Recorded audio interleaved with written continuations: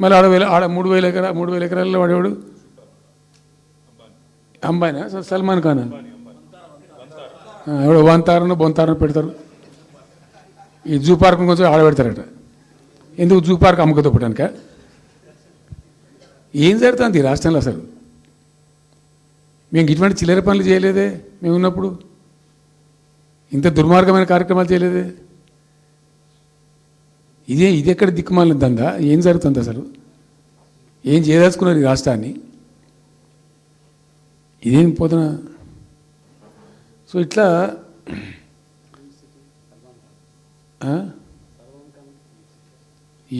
అది ఏందో నేను ఒక్కటే మాట్లాడుతున్నానండి. బిజినెస్ మీట్ పెడతాం, ఎంఓయూలు చేసుకుంటాం, ఏ ప్రభుత్వం చేయాల్సిందే. అడ్డగోలు జమాబందీ దానికి లెక్కలేని కథ అంటే ఏందన్నట్టు ఒక హైప్ క్రియేట్ చేసుడు. దీనికి ఆజుడు, దీనికి గురువు చంద్రబాబు నాయుడు. ఇప్పుడు చంద్రబాబు నాయుడు చెప్పిన లెక్కల బిజినెస్ వచ్చేది ఉంటే, ఎంఓయూలు సక్సెస్ అయ్యేది ఉంటే ఆంధ్రప్రదేశ్లో ఈపాటికి 20 లక్షల కోట్లు వచ్చి ఉండాలి. ఆయన ఫస్ట్ టైం అక్కడ సీఎం ఉన్నప్పుడు ఆ ఊళ్ళో పెట్టే కదా, వైజాగ్లో, అమరావతిలో కదా, వైజాగ్లో పెట్టిండు. వైజాగ్లో ఎవరు వెళ్ళి ఎంఓయూలు చేసిన వాళ్ళంటే వంట మనుషులు అని చెప్పిండ్రు.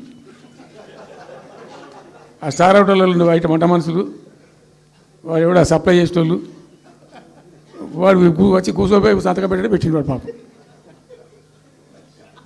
అవునా అంటే పాపులర్ అయింది అది. ఇప్పుడు మరి ఎక్కడ ఆ పెట్టుబడులన్నీ ఎక్కడ చెప్పండి? ఆఖరికి 10,000 కోట్లు అన్న రావాలి. 15 లక్షల కోట్లు, 6 లక్షల కోట్లు, 8 లక్షల కోట్లు.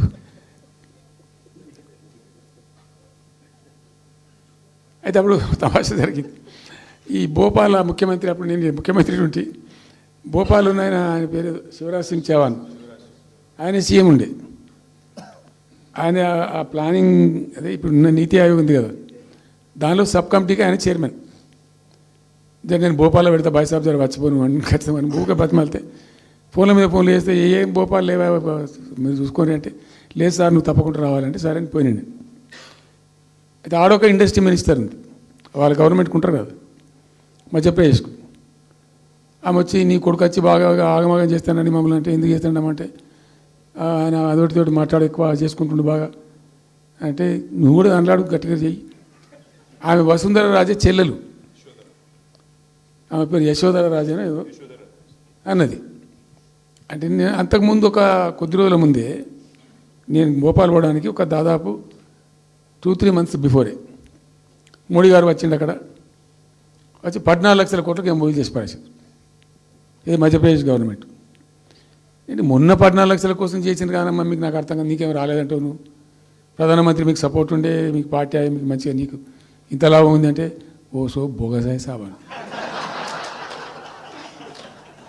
ఆమె నేను అతను ప్రామిస్ చెప్తాను. నేను ఐ వాజ్ షాక్డ్. అది వచ్చేదా పోయేదంత వాటిగా గ్యాసు అంటే, ఈ గ్యాసులు ఎవరిని మోసం చేయడానికి ఇంత వంచిస్తారు ఆ ప్రజలను? నికరంగా వస్తే పెట్టుబడులు రావాలి కదా, కనబడతాయి కదా. ఆ పెట్టుబడులు వస్తే లాభాలు జరుగుతాయి, ఉద్యోగాలు వస్తాయి, ఫ్యాక్టరీలు వస్తాయి, అడిషనల్ ఇన్కమ్ జనరేట్ అవుతుంది, స్టేట్ గవర్నమెంట్కి జిఎస్టీ పెరుగుతుంది. ఏమి లేదు, వాటిదే గ్యాస్. మొన్న వీలైతే చెప్పి 5 లక్షల, నువ్వు కొంచెం తగ్గించి చెప్తున్నావు. నేను పేపర్లో చూసింది 575.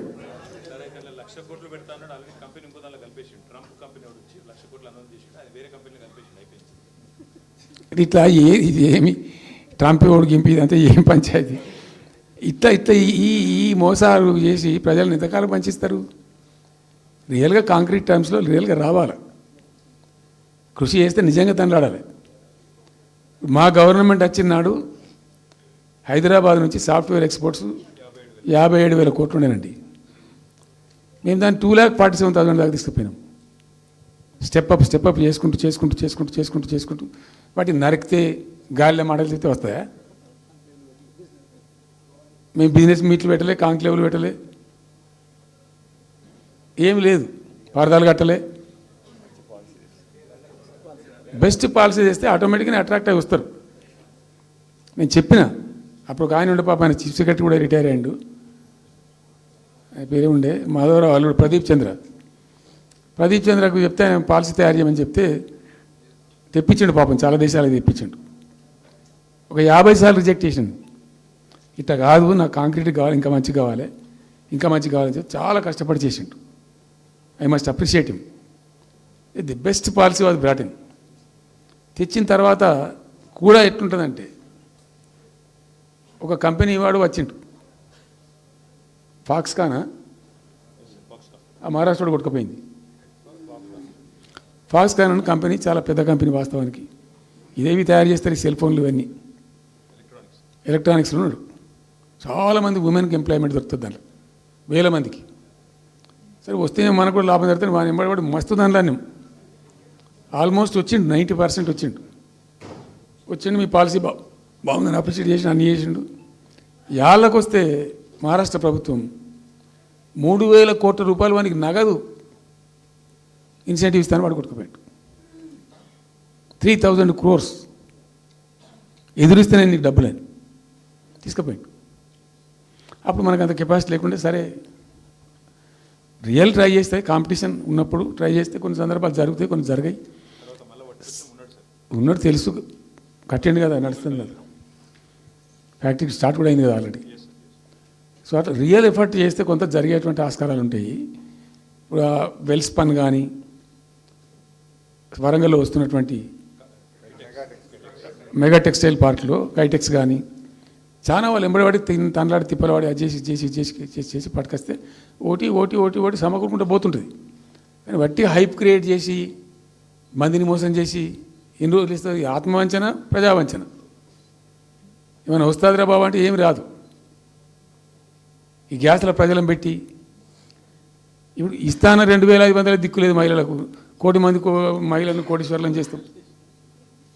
కాంగ్రెస్ మంత్రులంతా ఒకటే పాట పాడు, ఏమి ఎట్లా చేస్తావా 1,000,000 మంది మహిళలను కోటీశ్వర్లను? నీ దగ్గర ఉంటేనా? ఉన్న రెవెన్యూ